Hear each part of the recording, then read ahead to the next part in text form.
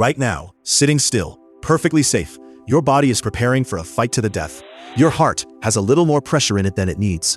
Your blood is faintly loaded with sugar and fat, ready to feed muscles that are not going to move. Somewhere in the last hour, something annoyed you. A message, a cue, a red light. And a system built to save your life from a lion treated it exactly as if it were a lion. You are running survival software written for a world that no longer exists. And nobody ever uninstalled it. It runs in the background, all day, whether you want it to or not. That is what this whole video is about. Evolution is slow, and comfort is fast. We built cities, traffic, offices, and screens in a few thousand years. But the instincts underneath you were shaped over millions. And most of them never got the memo that the danger is gone. So they keep firing, at the wrong things, at the worst times. Let's go through the ones running your life from the basement. Start with the big one, fight or flight, stuck in traffic. When your ancestor saw a predator, a beautifully engineered emergency kicked in. Adrenaline and cortisol flooded the blood. The heart sped up. Sugar and fat were dumped into the bloodstream for instant fuel. Digestion, repair, and immune work were switched off, because none of that matters if you are about to be eaten. It was perfect for a threat that lasts 90 seconds and ends in either escape or death. The neuroscientist Robert Sapolsky spent decades on the problem with running that same system today. A lion is a 90-second emergency. A stressful job, a bad commute, a running worry, those last for months. So the response that was meant to save your life switches on and never fully switches off. The same sugar and fat that would have fueled a sprint just sit in your blood. The same shutdown of repair and immunity meant to last a minute stretches across years. Your body cannot tell the difference between a predator and a spreadsheet. It prepares for the sprint every single time, and you never once run. Now the reason you cannot walk past a donut. Imagine a world where food is rare, and the next meal is never promised. In that world, the smartest thing a body can do is grab every calorie it can and store it, especially sugar and fat, the densest fuel there is. A brain that lit up with pleasure at the sight of them, that said more, take all of it, would keep its owner alive through the next famine. In 1962, the geneticist James Neel called this the thrifty-gene idea. We are the descendants of the ones who craved hardest and stored best. Then, in a blink of evolutionary time, the famine ended. The sugar and fat became infinite, stacked on shelves, sold at every corner. But the craving did not update. It still screams the same instruction it screamed on the savannah. You may not eat again, into a world where you always will. You are not weak in front of the dessert. You are perfectly designed for the wrong century. It goes further than sugar. The same logic explains the pull of salt, once so scarce that wars were fought and wages paid in it, and now poured into everything.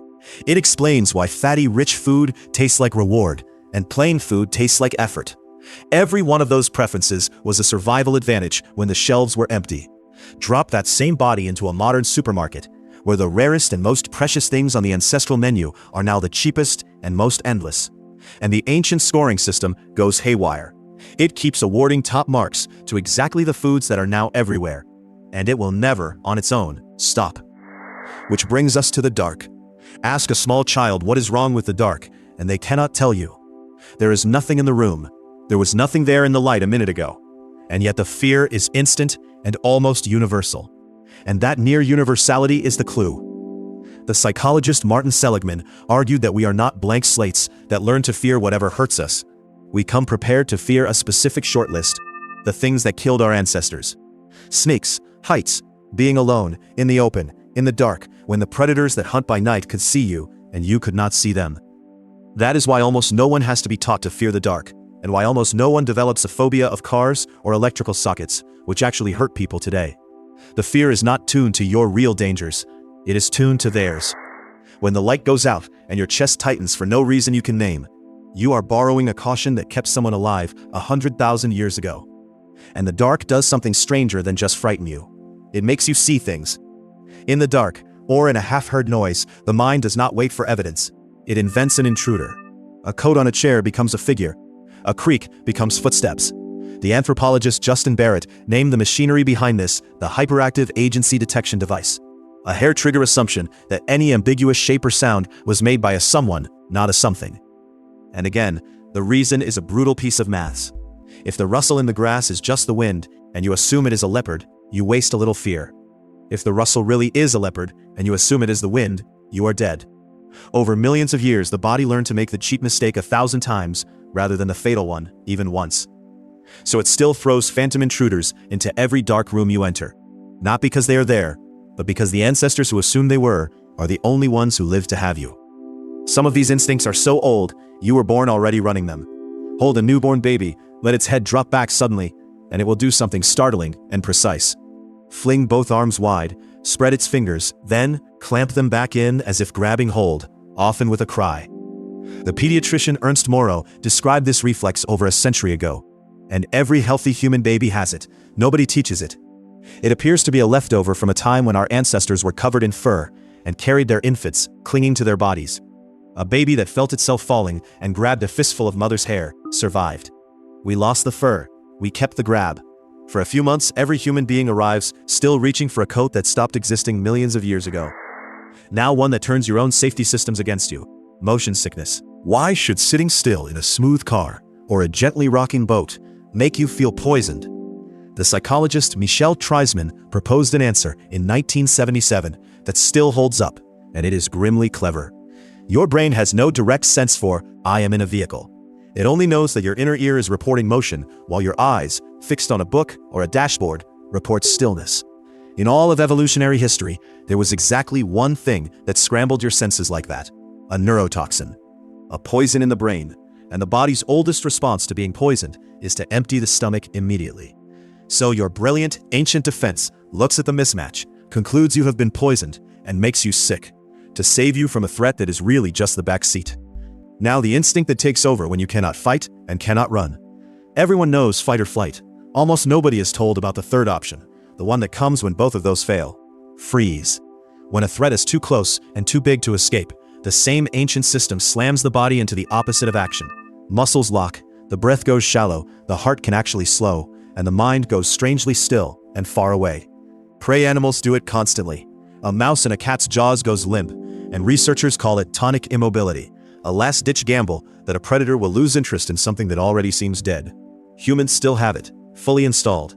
It is why people describe going numb, blank, or paralyzed in a moment of real danger or shock, and then feel ashamed afterwards that they did nothing.